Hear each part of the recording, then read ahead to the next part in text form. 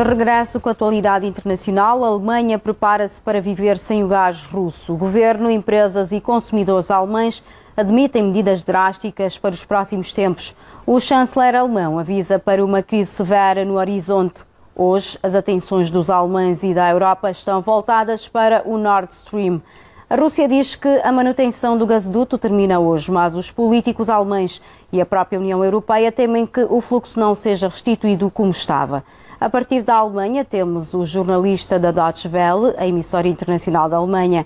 Ora viva, boa tarde, Brahim Madaram. O gasoduto Nord Stream já voltou a funcionar? Boa tarde. Viva, boa tarde, Telmo Leitão, também telespectadores da TV Zimbo. É de facto a boa notícia de hoje aqui na Alemanha e também na Europa é que o gasoduto voltou a funcionar na manhã desta quinta-feira. Nord Stream 1 esteve parado para manutenção durante 10 dias.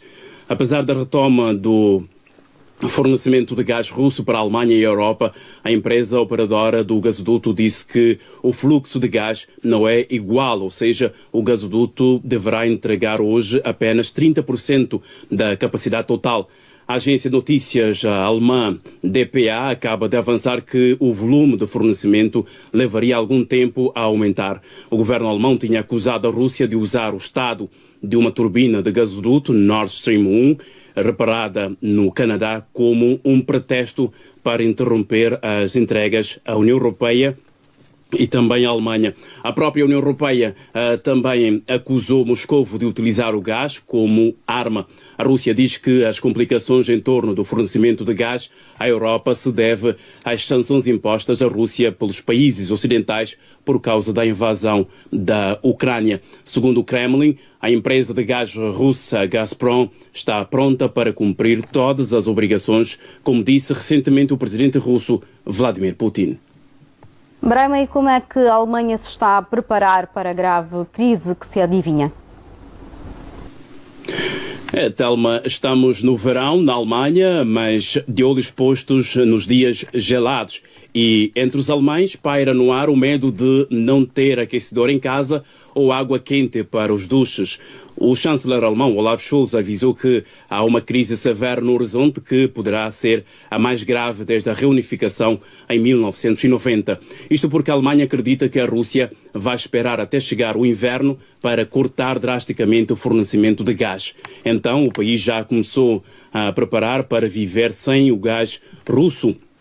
O governo, empresas e consumidores alemães admitem medidas como voltar ao teletrabalho, tomar duches mais curtos ou o corte de fornecimento de água quente em determinados horários. Está-se a pensar em reverter o fecho das centrais nucleares e marimbar-se das alterações climáticas. Ou seja, a Alemanha quer pôr em funcionamento algumas centrais a carvão. O tema é discutido por todo o país e há quem receie o pior. Mas enquanto a indústria está a consumir visivelmente menos energia, pouco mudou para os clientes domésticos até agora. O chefe da Agência Federal de Redes, Klaus Müller, alertou para o aumento extremo de preços que se avizinha. De acordo com estimativas da autoridade, o custo mensal do gás natural irá pelo menos triplicar no próximo ano. Este ano, a Alemanha registrou o primeiro déficit na balança de pagamentos em 30 anos. Economistas dizem que o país vai ter menos de metade do crescimento económico previsto para 2022 e mais do dobro da inflação calculada para o ano corrente. Calculava-se 3,6%. As previsões não são muito animadoras para os próximos tempos, principalmente em relação ao aumento do custo de vida. Mas, em bom rigor da verdade, se a Alemanha, que é o motor da economia da Europa, entrar em recessão, é inevitável o efeito do contágio ao resto da Europa. Este, diria, é o calcanhar da Aquiles da Europa. Brahim disse que os impactos das sanções impostas pela União Europeia à Rússia são mais sentidos na Europa. Isto em que sentido? Sim, nos últimos dias e semanas estão a criar no Ocidente a sensação de que as sanções impostas à Rússia estão a fazer-se a sentir mais na Europa do que nas terras russas, como disseste, ainda que não se saiba muito o que se passa na Rússia. As opiniões públicas ocidentais começam a questionar a eficácia das sanções que custam muito aos consumidores europeus e, do outro lado, Putin parece estar a aproveitar as sanções para criar uma economia ainda mais centralizada e menos dependente da globalização. A Europa está a lutar também contra a inflação, que se fixou em 8,6% e ameaça de uma recessão económica em 2023. Os preços do gás natural praticados no mercado internacional dispararam cerca de 70% ou 700%. O mercado de câmbio registrou na última semana um marco histórico com efeitos imediatos em vários setores da economia internacional. O euro caiu abaixo da paridade em relação a dólar pela primeira vez em 2 décadas, ou seja, foi a primeira vez em 20 anos que a principal moeda da Europa está abaixo de dólar. Euro perdeu 12% do seu valor só neste ano. Os preços dos bens essenciais estão agora mais altos em quase toda a Europa e o poder de compra está a diminuir. E do lado de lá, da Rússia, pouco ou nada se sabe sobre os impactos reais das sanções impostas pela União Europeia. De acordo com o relatório do Banco Mundial, estima-se que o produto interno bruto russo caia mais de 11%, o que seria a maior queda do PIB desde o colapso da União Soviética. O Banco Mundial diz que a taxa de inflação da Rússia aumentará drasticamente em 2022, chegando a 22% neste ano. Mas, na opinião de Vladimir Putin, o chamado Ocidente não tem modelo de futuro para oferecer ao mundo. Por isso é preciso, segundo ele, criar uma nova parceria mundial mais justa e segura.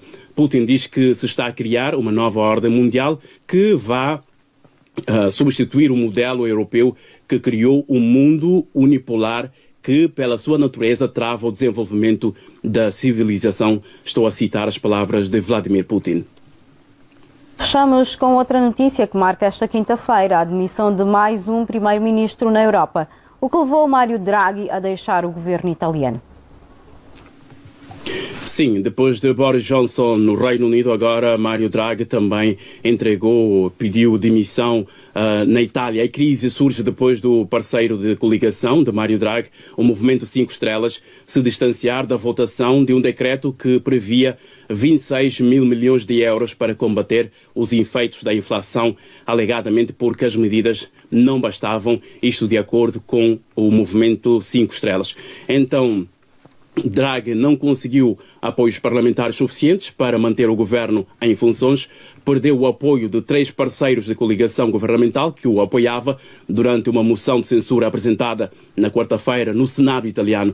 Neste momento, os próximos passos ainda não foram definidos, mas o presidente italiano pode vir a dissolver o Parlamento após consultas, abrindo caminho a eleições antecipadas que, de acordo com a imprensa italiana, podem vir a realizar-se em setembro ou outubro.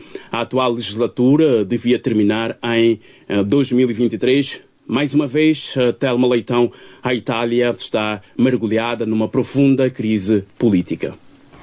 Brahim Madarame, muito obrigada por este contacto. Até a próxima. Boa tarde. Boa tarde, até a próxima.